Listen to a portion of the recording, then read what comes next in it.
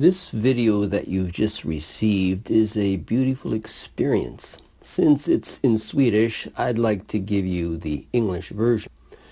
The brother who is interviewing asks the first sister if she finds it easy doing store-to-store service, and she answers right away, "No, it has never been easy for me. It has always been a struggle to find the courage to do it, till one day I managed to muster up the courage, and I entered a shoe store and simply put the magazines on the counter and said to the lady, 'These are for you.' And then I left the store quickly because of feeling uncomfortable."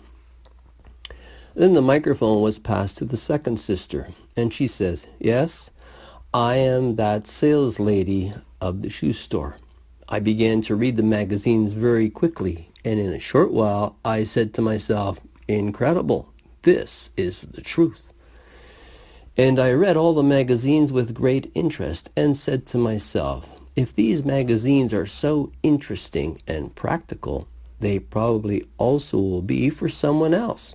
So I gave them to the owner of the shoe store."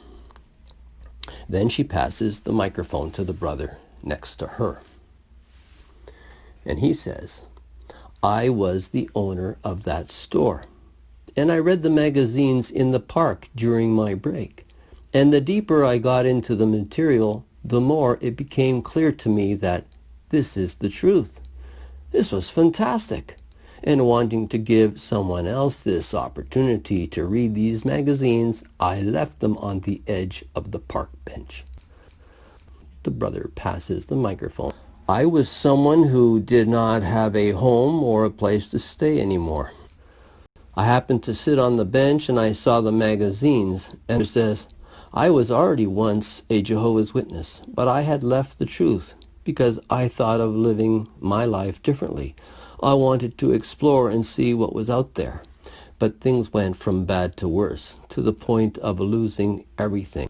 Up to that point, it was not clear to me that Jehovah was waiting for me to return.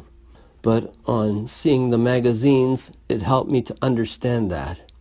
And by reading them, it helped me to take the step to return to Jehovah."